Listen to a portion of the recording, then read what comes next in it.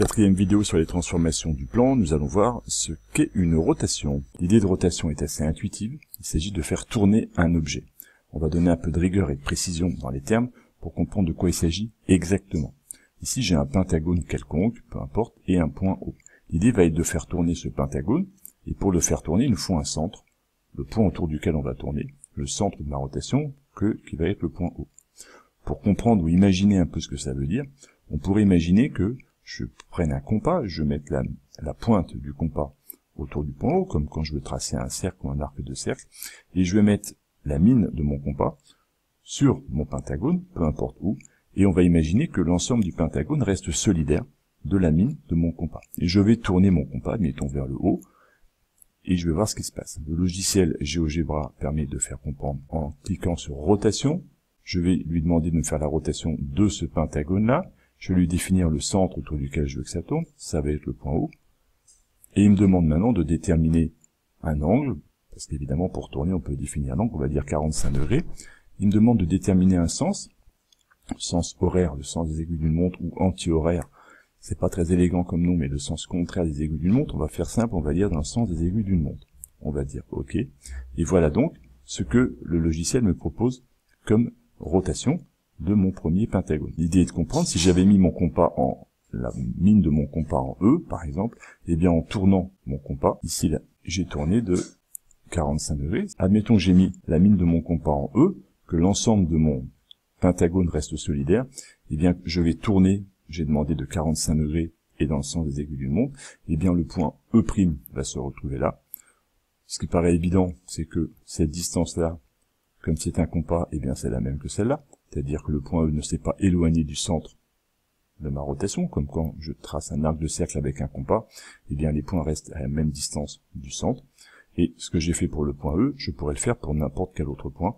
Si j'étais parti de C, eh bien C' aurait subi exactement la même transformation. Cela nous amène à une définition pour nous dire qu'une rotation reproduit une figure à l'identique en déplaçant chaque point autour d'un point appelé un centre, le point O dans la figure précédente, avec un angle fixé, on avait pris 45 degrés pour nous, et dans un sens donné, on était parti, nous, dans le sens des aiguilles d'une montre.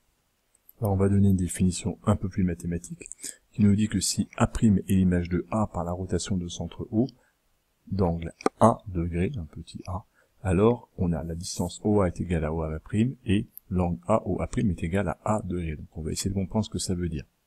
J'ai un point O qui est en bas ici, là, qui est le centre de ma rotation, et je voudrais faire tourner le point A autour du point O d'un angle de A degré.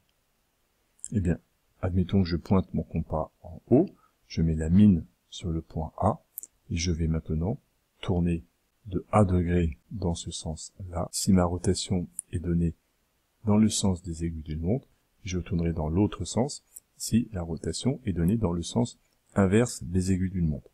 Vu la définition qu'il est posée, peu importe, admettons qu'on tourne dans ce sens-là, vers la droite, je vais tourner de A degré et le point A' se retrouve ici. On observe simplement que cette distance-là, comme pour un compas, eh bien, est la même que celle-ci. Nous allons procéder à deux petites applications. On me donne cette situation-là, avec le point O et le point A, et on demande de tracer le point A', image de A, par la rotation de centre O, et donc 90 degrés dans le sens anti-horaire. Si je suis dans le sens anti-horaire, on va bien comprendre qu'on va tourner dans ce sens-là, vers la gauche.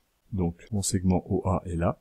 Je vais donc tourner sur la gauche, de 90 degrés, et en traçant un segment OA' qui mesure exactement la même longueur que OA avec un angle de 90 degrés, c'est-à-dire un angle droit, eh bien j'obtiens ici le point A'. Dernier exemple, on demande de tracer le point A', image du point A par la rotation de centre O, et donc 60 degrés dans le sens horaire. Le sens horaire, ça veut dire qu'on va tourner vers la droite, trace le segment AO, et en tournant sur la droite avec de 60 degrés, on obtient le point A', tel que OA' soit égal à OA. On termine avec une propriété qui nous dit que la rotation conserve les figures à l'identique, on l'a bien vu, et donc elle conserve les longueurs et les mesures d'angle.